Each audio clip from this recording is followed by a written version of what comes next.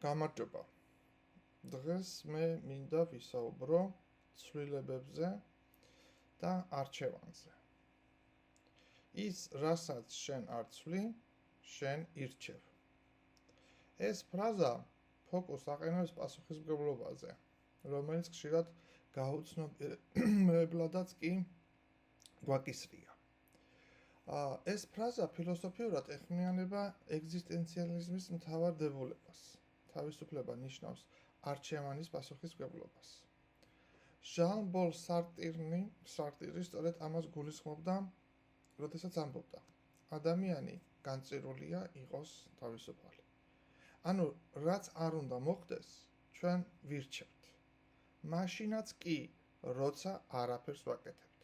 ესეც არჩევანია. ამავე გზავნილს ხედავთ ბუდისტურ სოფლმხედველობაშიც. თავდაუფლება იწყება მაშინ, როცა ვაცნობიერებთ, რომ თვით უმოქმედობაც არჩევანია. ეს არჩევანი კი ან ქვეცნობიერიდან მოდის, ან ჩვენი შიშების, სიზარმაცის, კომფორტის ზონის ან ტკივილის აჩრდილებიდან. ფრაზის სიღრმე კიდევ იმაში მდგომარეობს, რომ იგი გვაშიშვლებს. თუ ტკივილში ვრჩებით და ვერ ვცვლით არაფერს, ჩვენ ამ ტკივილს ვირჩევთ. თუ უთანხმოებაში ვრჩებით, არჩევანია ის, რომ არ ვსვავთ წერტილს ამ უთანხმოების. თუ რაღაც გვაწუხებს, მაგრამ არ ვამბობთ, ეს არჩევანი ართქმას ეკუთვნის.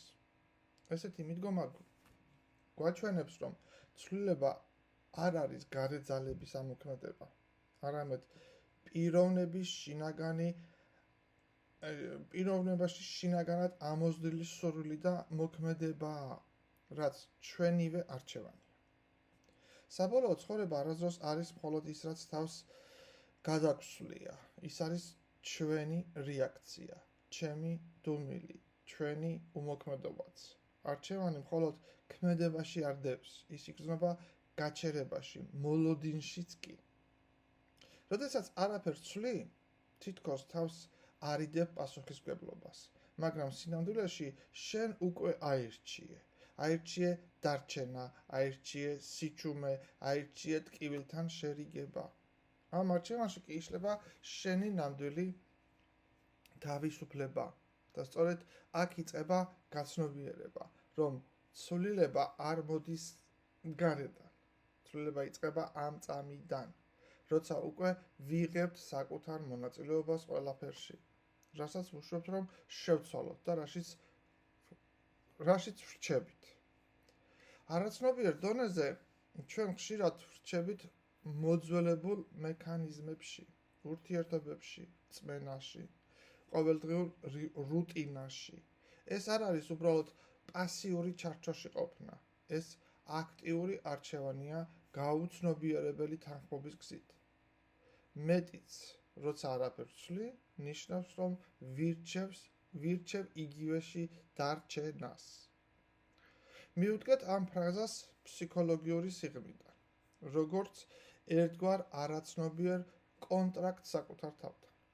ამ დროს თავს იჩენს არაცნობიერის კომპრომისები. როდესაც ადამიანი არაფერს ცვლის, ეს ხშირად არ ნიშნავს, რომ მას მოსწონს მოცემული მდგომარეობა. ეს ნიშნავს, რომ ის შეთანხმებულია მასთან გარკვეული ფსიქოლოგიური ფასის სანაცვლოდ. მაგალითად, თუ დავრჩები ამ ტკივნეულ ურთიერთობაში, მაინც არ ვიქნები მარტო. თუ არ შევცვლი პროფესიას, თავიდან არ მომიწევს დაუცველობის გრძნობა. მთავარი კითხვა აქ არის, რა შიში ან ტკივილი იმალება ცვლილებების მიღმა. არ ცვლილებებში დიდი წვლილი მიუძღვის ჩვენსავე შინაგან ბავშვს და წარსულის მექანიზმებს. ბევრი ის, რაც ვერ იცვლება, არის დაკავშირებული ბავშვობაში მიღებულ გადაწყვეტილებებთან. მაგალითად, თუ ვიყენებ სიჩუმეს, გადავრჩები. ბავშვობაში მიღებული გადაწყვეტილება ვიყო ჩუმად, ნიშნავს გადავრჩე. თუ არ გამოვხატავ ემოციას, არ დავისჯები. ეს თავდაცვითი მექანიზმები მოგვიანებით ხდება ავტომატიზირებული არჩევანში. ზრდასრულ ასაკში, რაც სინამდვილეში არ გვიყვარს, მაგრამ ვიცავთ, რადგან ასე გადარჩენა ვისწავლეთ როდესღაც. შინაგანი კონფლიქტი, ნება უდრის შიშს. ადამიანი შეიძლება გარეგნულად ამბობს, მინდა ცვლილება, მაგრამ არაცნობიერი შიში მას ტოვებს ადგილზე. ფსიქოლოგიური ენით ამას ეწოდება ამბივალენტურობა, ანუ წინააღმდეგობრივი იმპულსები. მინდა გავიზარდო, მაგრამ მეშინია, რომ ოჯახი ვერ მიიღებს ასეთად. მინდა გავწყვიტო ტოქსიკური კავშირი, მაგრამ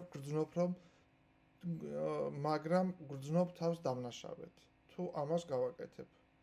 ამ დროს არც ნაბიჯს გადავდგამ და არც უკან ვიხევ. მდგომარეობა ფესლავს მარტივად ერთ ადგილზე. არაფერ ვცვლი, ანუ ვირჩევ იგივეს. ასევე დიდ როლს თამაშობს შინაგანი სურათი საკუთარი თავის შესახებ. შეცვლა ხშირად ნიშნავს ახალი იდენტობის შექმნას. მაგრამ თუ ჩემს იდენტობას ვაიგივებ, მაგალითად, დამთმობ, მორჩილ ან დაუფასებელ ადამიანთან, მაშინ ცვლილება კრიზისად აღიქმება. თუ მე სხვა გავხდი, ვინ ვარ მაშინ მე? აი აქ მოდის შინაგანი კრიზისი თვითობის შესახებ. და ადამიანი არ იცვლის არაფერს, რადგან ცვლილება ეშინია, მეს გარდაქმნის. ანუ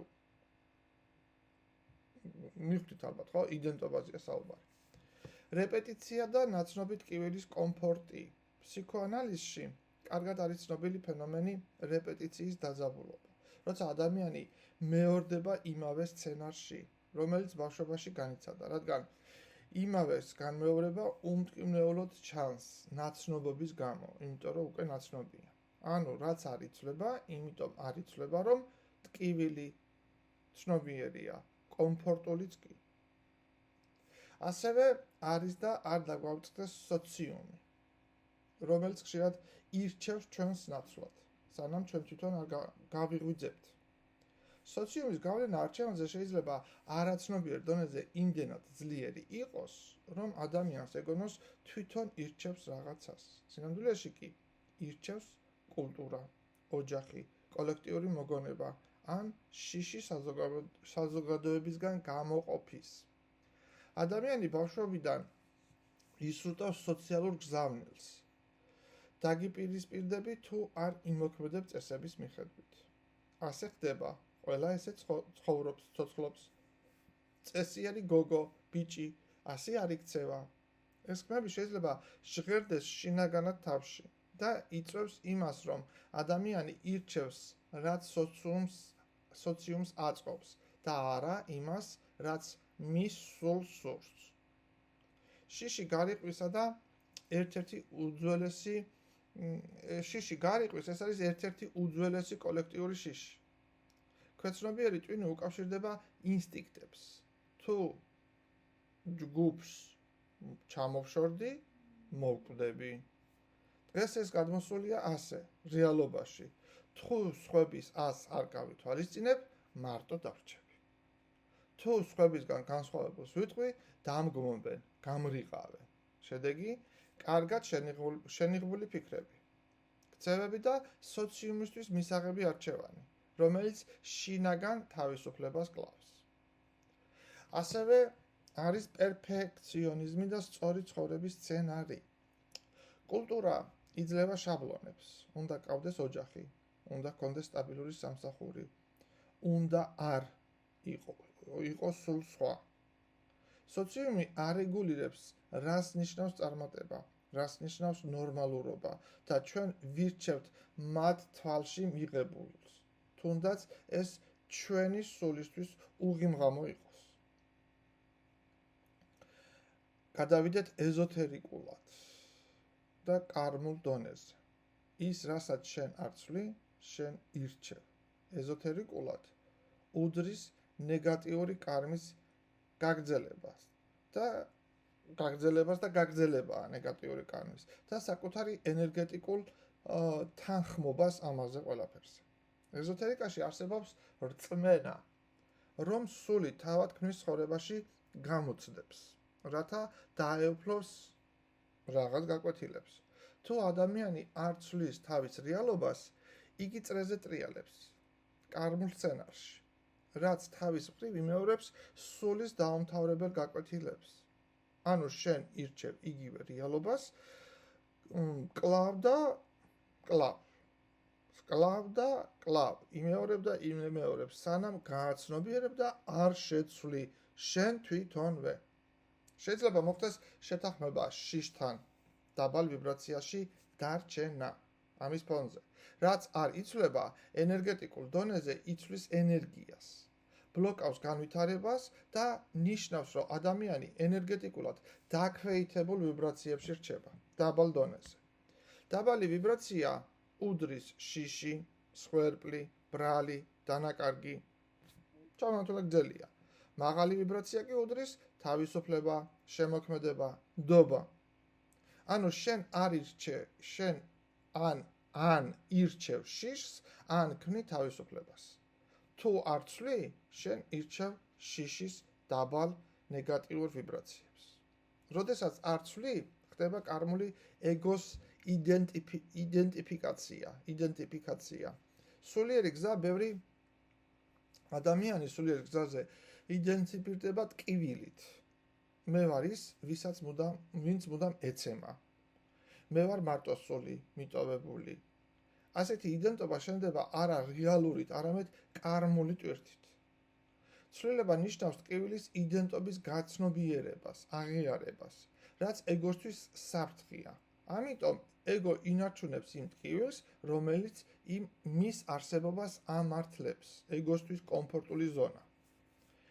ენერგეტიკული დონე როგორია? რაც არ იცვლება, ყინულში არის გახვეული, სტაგნაციაშია.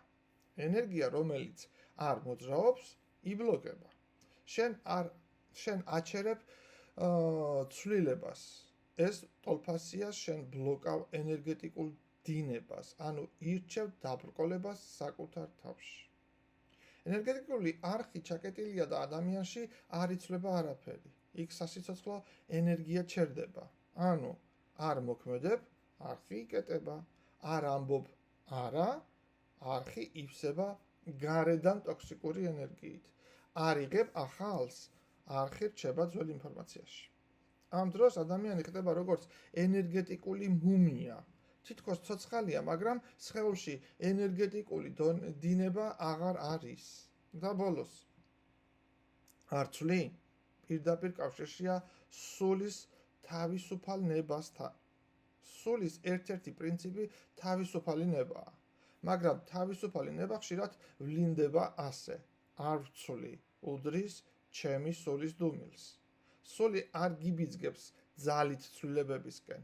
ის მხოლოდ მიგითითებთ, მინიშნებებს გაძლევთ და როცა არ მოქმედებ, შენ ირჩევ მდუმარებაში დარჩენას, რაც ეზოთერიკულად ან ნიშნავს გაკვეთილი ჯერ არ დასრულებულა, ან იმას, რომ სული ჯერ არ არის მზად ახალი გზის დასანახად. ასევე ცვლილებებზე გავლენას ახდენს კოლექტიური გონი, ეგრეთ წოდებული ეგრეგორი და პირადი არჩევანი. სოციუმს ჰყავს ეგრეგორი, ენერგეტიკული ვერი, რომელიც კვებავს კონკრეტულ რწმენებს და ქცევებს. მაგალითად, ქალმა უნდა აიტანოს, ადამიანი მხოლოდ შრომით ცხოვრობს, არ უნდა გამოირჩეოდეს სხვებისგან. სოციუმის ეგრეგორი ქმნის სურვილთა ფონს, რომელიც შეიძლება სულის ჩანაფიქრს ეწინააღმდეგებოდეს. მაგრამ ადამიანი მაინც ამბობს, ეს მინდა, როცა სინამდვილეში ეგრეგორი ლაპარაკობს მის თავში. არსებობს ენერგეტიკული კონტრაქტი საზოგადოებასთან. ზოგჯერ სული იბადება იმ საზოგადოებაში, სადაც მისი გზის გავლა განსაკუთრებით რთულია. იმიტომ რომ იმ გარემოში თავისუფალი არჩევანი არ ხდება უბრალოდ შეუძლებელია. ეს ნიშნავს, რომ სული ან სოციუმს უქმნის არწყვეტის პროვოკაციას, ან კიდევ სწორედ იმ საზოგადოებას უნდა დაუპირისპირდეს, რომ გაჩნდეს შინაგანი თავისუფლება ინდივიდისთვის. ეს უკვე კარმული კონტრაქტის მაჩვენებელია სოციუმთან. არის კიდევ კოლექტიური მოგონება და ისტორიული იდენტობა. ქვეყანა, ერი, რწმენა, ეს ყველაფერი ქმნის არქეტიპულ სცენარს. მაგალითად, საქართველოში გლოვის კოლექტიური მეხსიერება გვაქვს. გმირობისკენ მიდრეკილება გვაქვს. მსხვერპლის რომანტიზირება ძალიან კარგად ვიცით. ეს არაცნობიერად მოქმედებს არჩევანზე, რას ვირჩევ. იმით განისაზღვრება არა ჩემი სურვილებით, არამედ იმით, რომ შეეფერება ქართველს, ქალს, კაცს, ოჯახს, ტრადიციას. და მაინც, რა არის გამოსავალი? საკუთარი შინაგანი სიჩუმე. ადგილი, სადაც გრძნობ. ეს ჩემი ხმაა და არა სხვისი. სულის ხმა. ამ ხმის გაცნობა, გამოცნობა კი ერთია და შემდეგ მისი არჩევა მეორე. ის ითხოვს სიბრძნეს, რომ მივხვდეთ რომელია ჩვენი ნება. ითხოვს სითამამეს, რომ მივყვეთ მას. ამისთვის კი უნდა გააკეთოთ თვითანალიზი. ამიტომ დავუსვით კითხვები საკუთარ თავს. რა სიტუაციას ვერ ვცვლი და რატომ? რის დაკარგვის მეშინია თუ ამას შევცვლი? რა როლი მაქვს ამ მოცემულობაში და რამდენად ვარ თავისუფალი მისგან? ვისი ხმები ისმის ჩემს თავში, როდესაც ცვლილებებზე ვფიქრობ? ეს შეიძლება იყოს მშობლის, კულტურის, შიშის. სად დგევარ, რომელ წერტილში? სადაც თითქოს იძულებული ხარ, რომ იგივე ამოირჩიო. რა გმართავს, შიში თუ თავისუფლება? სად ვამბობ უმოქმედობით? ასე იყოს. რა იქნებოდა თუ უარს ვიტყვით კივილის იდენტობაზე? ეს რამდენიმე კითხვა, რომელიც თქვენ თვითონ შეგიძლიათ დაუსვათ საკუთარ თავს. და უპასუხოთ გულწრფელები იყავით საკუთარ თავთან პასუხების გაცემის დროს. რადგანაც არ გინდათ კონსულტაციები და ფსიქოლოგთან მოსვლა. თუ გაარკვიოთ. ეგეც თქვენი არჩევანია. მაგრამ რომ დავამთავროთ დღევანდელი საუბარი, ყველაფერი, რასაც არ ცვლი, შენივე დუმილით, პასიურობით, ან შიშით უკვე გაქვს არჩეული და ესაა ზრდასრულობის უმაღლესი ფორმა. გაცნობიერებული პასუხისმგებლობა საკუთარ ცხოვრებაზე. ის, რასაც შენ არ ცვლი, შენ ირჩევ. ადამიანის ცხოვრება მოზაიკას გავს. ნაჭრები, რომლებიც ზოგჯერ სიხარულით ვარჩევთ, ზოგჯერ კი თითქოს თავად ეწყობა ჩვენს გარშემო. მაგრამ არის ერთი უხილავი კანონი. ის, რაც დარჩა უცვლელი. შესაძლოა სწორედ შენი უხმო თანხმობით დარჩა ასე. სწორედ იქ იბადება მთავარი კითხვა, აქ იბადება მთავარი კითხვა. მართლა არ შეგვეძლო ცვლილება, თუ უბრალოდ არ გავბედეთ, ვერ გავბედეთ. ეს ფრაზა, ის, რასაც შენ არ ცვლი, შენ ირჩევ, გვიწევს საკუთარ ცხოვრებაში ღრმად ჩავიხედოთ. შეინიშნება იქ შესაძლოა შეინიშნოთ იქ ჩაკარგული წლებია ჩაკარგული და სიჩუმეები, შეუცვლელი დინამიკები, გაუბედავი გადაწყვეტილებები და გვასწავლის, როცა ვერ იცვლი და მაინც რჩები, შენ უკვე ირჩევ. ეს არა ბრალდებაა, თუნდაც ჩემი მხრიდან არ არის ბრალდება, არამედ გამოწვევაა. ჩემი ხმა იმაზე, რომ გაიაზრო შენი წილი მონაწილეობა იმ რეალობაში, სადაც ხარ ახლა, დღეს და ეხლა. და შესაძლოა სწორედ აქედან იწყება შენს თავთან ყველაზე გულწრფელი დიალოგი. ასე რომ გაბედე ცვლილებები, სწორედ აქ აქედან იწყება ტრანსფორმაციის გზა საკუთარი ცხოვრების, საკუთარი სულის და სწორედ აქედან იწყება საკუთარი ბედის სადავეების ხელში დაჭერა. მადლობა.